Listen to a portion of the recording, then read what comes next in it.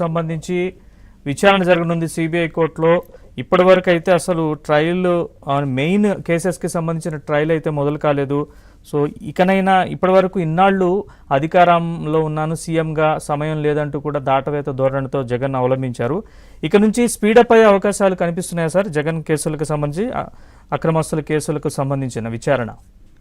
ఖచ్చితంగా అండి. ఇప్పుడు జగన్మోహన్ రెడ్డి గారు పొద్దున ఆయన ఎక్స్ లో, అంటే ఇంతకుముందు ట్విట్టర్, ఇప్పుడు ఎక్స్, ఆయన ఒక మాట అన్నారు. దాన్ని ఉటంకిస్తూనే నేను దీని నా యొక్క ఇది స్టార్ట్ చేస్తానండి. Justice should not only be served but should also appear to have been served. అంటే న్యాయం చేశారా చేయలేదా అనేది ఎలాగో అయితే మనకి న్యాయం చేశారని పైన కనబడటమే కాదు, న్యాయం చేశారని క్లియర్ గా అప్రోప్రియేట్ గా చాలా గ్లేరింగ్ గా కనబడాలి. అంటే ఏదో న్యాయం జరిగింది జరగలేదు అన్నట్టు కాకుండా న్యాయం జరిగింది అన్నట్టు ప్రాపర్ గా కనబడాలని ఈ రోజు ఒక డెమోక్రసీ సంబంధించి, ఈవీఎంస్ కి సంబంధించి ఈ రోజు ఎక్స్ లో జగన్మోహన్ రెడ్డి గారు ఒక ట్వీట్ చేశారు. మరి అది ఆయనకి సంబంధించిన కేసులు 11 డిస్ప్రపోర్షనేట్ అసెట్స్ కేసుల్లో 5 సంవత్సరాలుగా ముఖ్యమంత్రిగా ఉన్నప్పుడు జగన్మోహన్ రెడ్డి గారు మరి త్వరితగతిన కేసులు, ఇప్పుడు ఫర్ ఇన్స్టెన్స్ ఎవరి మీద ఒక తప్పుడు కేసు పడింది అనుకోండి, మనం ఇమీడియట్ గా ఏం చేస్తామండి, మీరు అమెరికన్ మీద తప్పుడు కేసు పడితే ఏం చేస్తాము, ముందు దాని మీద ఒక కేసు ఒక ఎఫ్ఐఆర్ కడితే ఎఫ్ఐఆర్ మీద క్వాష్ కోసం అని చెప్పి హైకోర్టుకి వెళ్తాం 482 కింద. నేనేం తప్పు చేయలేదు, దానికి సంబంధించిన ఎటువంటి ఎవిడెన్స్ లేదు, డెలిబరేట్ గా కావాల్సుకొని పొలిటికల్లీ మోటివేటెడ్ కేసు నా మీద పాయిస్ చేశారని చెప్పి హైకోర్టుకి వెళ్ళి మనం ఆ కేసుని క్వాష్ చేయించుకోవడం, క్వాష్ అంటే కొట్టించుకోవడం చేస్తాం సెక్షన్ 482 ఆఫ్ ది సిఆర్పిసి కింద. లేదనుకోండి, ఒకవేళ ఎఫ్ఐఆర్ స్టేజ్ లో కుదరదంటే ఇమ్మీడియట్ గా ఛార్జ్ షీట్ వేయమని చెప్పి అడిగి ఛార్జ్ షీట్ వేయించుకొని ఆ వేసిన ఛార్జ్ షీట్ మీద క్వాష్ చేసుకుంటాం, లేదా కింద ఛార్జ్ పిటిషన్ వేసుకుంటాం, లేదంటే ఇవన్నీ కూడా అవన్నీ సమయంలో ఇమీడియట్ గా ట్రయల్ కండక్ట్ చేసి కంక్లూడ్ చేసి విట్నెస్ ఎగ్జామిన్ చేసి నేను కోఆపరేట్ చేస్తాను, ప్రతిసారి కోర్టుకు వస్తాను, ఇమీడియట్ గా కోర్టు త్వరితగతిన నా కేసుని రిజాల్వ్ చేయండి అని చెప్పి అడుగుతాం. ఇప్పుడు నేను ఇన్నోసెంట్ గా నేను భావించినప్పుడు, నా మీద ఈ కేసు ఎందుకు ఉండాలి అనుకున్నప్పుడు, నేను ఏ తప్పు చేయలేదు అనుకున్నప్పుడు నేను చేసే ఆప్షన్స్ ఏంటంటే, ఒకటి క్వాష్ పిటిషన్ వేసుకోవడం 482 ఆఫ్ సిఆర్పిసి కింద హైకోర్టులో, 2 డిశ్చార్జ్ పిటిషన్ వేసుకోవడం బిఫోర్ ది ట్రయల్ కోర్టులో.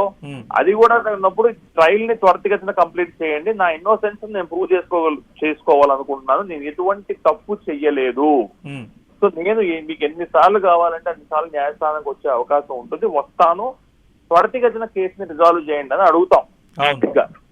మన ఇన్నోసెన్స్ మనం ప్రూవ్ చేసుకోవాలనుకున్నప్పుడు ఎప్పుడైనా. మరి సరే, గత 5 సంవత్సరాలుగా ఆయన ముఖ్యమంత్రిగా ఉన్నారు ఆంధ్రప్రదేశ్ రాష్ట్రానికి. మనం దాన్ని, అది ప్రజలు ఇచ్చిన మ్యాండేట్, ఆయన ముఖ్యమంత్రి అయ్యారు, తర్వాత సబ్సిక్వెంట్ గా ఆయన రూలింగ్ అయింది, ఇప్పుడు ఆయన దిగిపోయారు, వేరే ప్రభుత్వం వచ్చింది. ముఖ్యమంత్రిగా ఉన్నప్పుడు, అంటే going by the media reports అండి, ఎందుకంటే ప్రతిసారి మనం మానిటర్ చేయం కదా, గోయింగ్ మీడియా రిపోర్ట్ ఆయన ఒక్కసారి కూడా అటెండ్ కాలేదని చెప్పి తెలుస్తుంది. అంటే ముఖ్యమంత్రిగా ఉన్నప్పుడు కనుక సీఎం హోదాలో మొదట్లో ఒకసారి అపియర్ అయినట్టున్నారు, సీఎం హోదాలో ఒక్కసారి అపియర్ అయ్యి, అందుకే చెప్తున్నా గోయింగ్ బై మీడియా రిపోర్ట్స్ అని, అందుకే అన్నా లేదా ఒక్కసారి 2 సార్లు అపియర్ అయ్యారు. ఆయన కనుక లాస్ట్ 5 సంవత్సరాల్లో గనక ఆయన ఇన్వెస్టిగేషన్ కి కోఆపరేట్ చేసి ఉంటే ఈ కేసు చాలా పురోగతి సాధించుండేది అనేది నా ఖచ్చితమైన అభిప్రాయం, దాని డౌట్ ఏమాత్రం లేదు.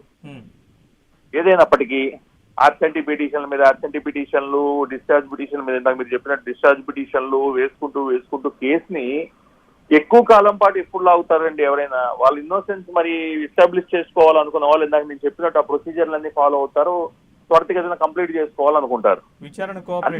ముఖ్యంగా ఏంటంటే ఇక్కడ అన్నిటికన్నా ముఖ్యమైనది, అన్నిటికన్నా మనం అందరం కూడా తెలుసుకోవాల్సింది, అలాగే చూస్తున్న వ్యూవర్స్ కూడా తెలుసుకోవాల్సింది, the representation of people act 1951 ప్రకారంగా, అలాగే తర్వాత lily Thomas versus union of India case ప్రకారంగా ఏ వ్యక్తి మీద అయినా సరే 2 ఏళ్లకి పైబడి శిక్ష గనక ఆ వ్యక్తి మీద పడితే, ఇంతకు ముందు ఏముండేదంటే section 84 of the representation of people act కింద ఆయన కనుక అపీల్ వేసుకుంటే కింద ఇచ్చిన సెంటెన్స్ సస్పెండ్ చేస్తూ, పనిష్మెంట్ సస్పెండ్ చేస్తూ పైన ఇచ్చిన అపీల్ ని డిసైడ్ చేసుకునేంత వరకు ఆయన కంటిన్యూ అవ్వచ్చు in his office as a legislator. ఇప్పుడు section 84 of the representation of people act Lily Thomas versus union of ఇండియాలో స్ట్రైక్ డౌన్ చేసిన తర్వాత, అన్కాన్స్టిట్యూషనల్ అని భావించి, రాజ్యాంగ విరుద్ధం అని భావించి honourable supreme court of India వారు స్ట్రైక్ డౌన్ చేశాక ఎవరిదైనా సరే 2 ఏళ్ల కన్నా ఎక్కువ పనిష్మెంట్ పడితే ఏ కేసులో అయినా సరే ఇమీడియట్ గా డిస్క్వాలిఫికేషన్ అనేది అట్రాక్ట్ అవుతుంది. అంటే మీరు అపీల్కి వెళ్ళారా, మీరు దాన్ని ఛాలెంజ్ చేశారా ఆ డెసిషన్ ని, ఇవేమీ సంబంధం లేదండి. 2 ఏళ్ళ సంబంధం లేకుండా. అండ్ ఆ టర్మ్ ఏదైతే ఉందో ఆ టర్మ్ ఒక 3 ఏళ్ళు వేశారు అనుకోండి, ఫర్ ఇన్స్టెన్స్ జైలు శిక్ష, ఆ టర్మ్ తో పాటు 6 ఏళ్ల పాటు వాళ్ళు పోటీ చేయడానికి అనర్హులు. అంటే ఒక 2 ఏళ్ళు శిక్ష పడ్డ వాళ్ళు ఆల్మోస్ట్ ఒక 8 ఇయర్స్ పాటు పోటీ చేయడానికి అనర్హులు.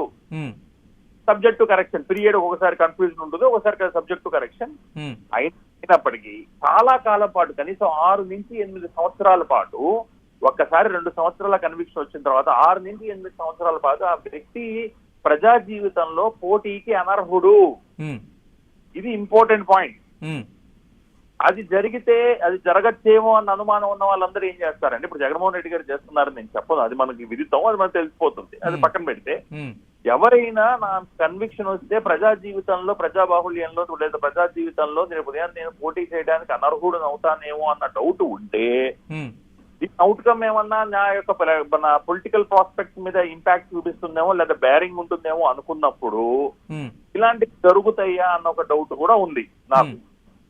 సరే, జగన్మోహన్ రెడ్డి గారు అందుకు చేస్తున్నారా, లేదా ఆయన సీఎం గా ఉన్నారు కాబట్టి 5 సంవత్సరాలు వెళ్ళటం నిజంగానే కుదరలేదా, లేదు కావాలని కేసుని డిలే చేస్తున్నారా, అవంతా కదా. I leave it to the wisdom of the audience who are watching this. వాళ్ళకి ఎవరైతే చూస్తున్నారో వాళ్ళ జ్ఞానానికి నేను వదిలేస్తా. నేను చెప్పొచ్చేది ఏంటంటే, దీస్ ఆర్ ఆల్ ది